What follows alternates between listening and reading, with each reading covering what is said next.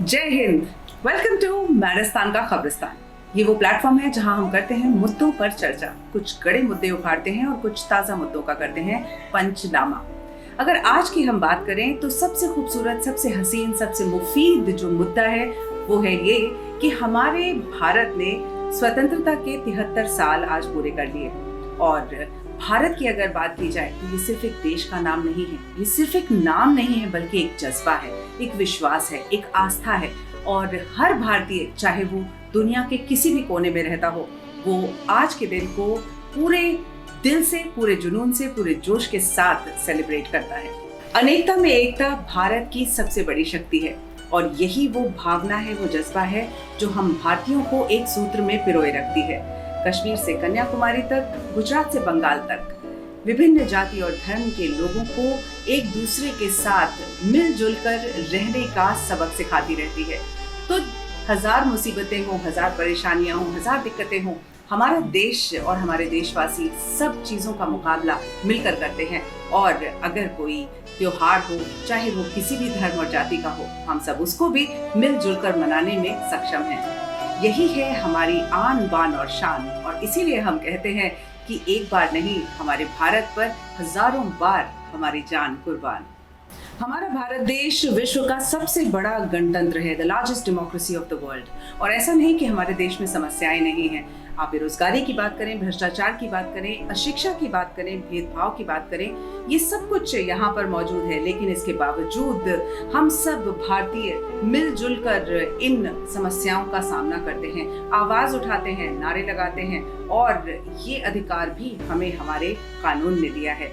जो कॉन्स्टिट्यूशन है हमारे भारत का, वो दुनिया का सबसे वृहद कॉन्स्टिट्यूशन है। और इस कॉन्स्टिट्यूशन ने हमें अधिकार दिया है कि हम अपने आप को व्यक्त कर सकें। अभिव्यक्ति का अधिकार हमें हमारे कॉन्स्टिट्यूशन ने दिया है। इसी के साथ अगर हम बात करें प्राकृतिक आपदाओं की या फिर कोरोना जैसी महामारी जिसको आज पूरा विश्व जिसका सामना कर रहा है, अगर इसकी बात करें तो भी देखने में आया है कि भारतीयों ने एक दूसरे का सहारा बनकर इस समस्या को भी मात देने का पूरा प्रबंध कर रखा है। और very soon we are going to rise and shine again.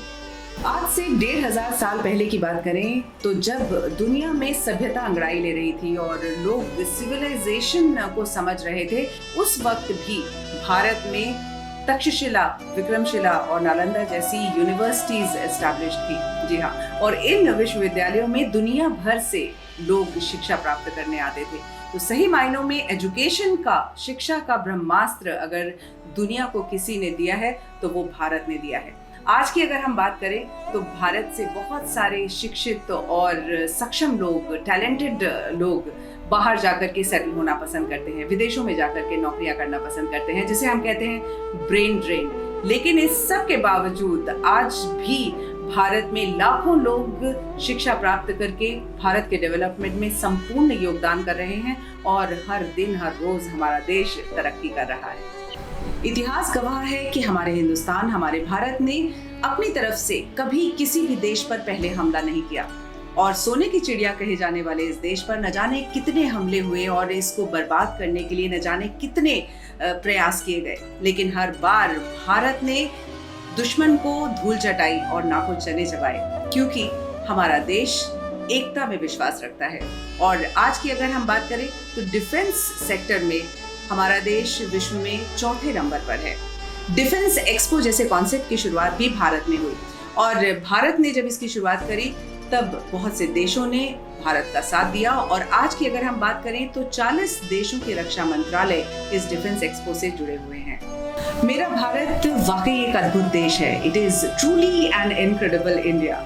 क्योंकि यहाँ के पर्यटन स्थल की बात करें, हम यहाँ की भाषा की बात करें, बोलियों की बात करें, यहाँ की खूबसूरती की बात करें, कला, संस्कृति, अजीमो शान विरासत की बात करें, यहाँ के खाने पीने की बात करें, यहाँ के स्पाइसेस की बात करें, मेडिटेशन, योगा जैसी चीज़ों की बात करें, हर चीज़ को दुनिया न सिर्फ जानती है बल्कि मानती है और सलाम करती है। इसीलिए मेरा भारत बहुत खास है। मेरे देश भारत की हर बात निराली है और वसुधैव कुटुंबकम की नीति हमारे भारत में पूरे दिल, पूरी शिद्दत, पूरी ईमानदारी के साथ निभाई जाती है। पूरा विश्व एक परिवार की तरह है और शायद यही कारण है कि जैसा हमने पहले बोला कि भारत ने अपनी तरफ से कभी किसी देश पर हमला नहीं किया, कभी किसी का नुकसान करने की कोशिश नहीं की। और आज भी जब पर्यटक किसी भी देश के हो हमारे कंट्री में आते हैं, हमारे देश में आते हैं, तो उन्हें देवताओं की तरह ट्रीट किया जाता है, क्योंकि अतिथि देवो भव जैसी नीति में भी हम विश्वास रखते हैं। तो ये है हमारा खूबसूरत अद्भुत भारत, जो हर किसी का स्वागत करना जानता है और हर किसी के साथ मिलजुल कर रहना जानता है। हमारे भारत की खूबसूरत बात ये भी है कि एक तरफ तो हम चांद को मामा कहते हैं और दूसरी तरफ अगर वैज्ञानिक स्तर पर इसकी बात की जाए तो चंद्रयान भारत का एक ऐसा यान था जिसने इस बात की पुष्टि की कि उसी चांद पर पानी भी मौजूद है। चलते चलते सिर्फ इतना कहना चाहेंगे कि अगर आप अपने देश को, अपने भारत को आगे बढ़ाने में योगदान नहीं दे सकते तो शिकायतें करना बंद कीजिए, प्रॉब्लम्स गिनाना बंद कीजिए। आप इस वीडियो को लाइक, शेयर, सब्सक्राइब करें या ना करें, लेकिन एक बात का ध्यान जरूर रखें कि एक अच्छा भारतीय नागरिक होने का कर्तव्य जरूर निभाएं और कुछ न कुछ हर रोज ऐसा जरूर करें कि हमारा देश प्रगति की तरफ एक कदम आपकी वजह से आगे जरूर बढ़ सके। साइनिंग ऑफ फॉर टुडे, राखी किशोर। और जाते जाते यही कहूंगी कि मुझे गर्व है कि मैं भारतीय हूँ, फख्र है अपने हिंदुस्तान पर।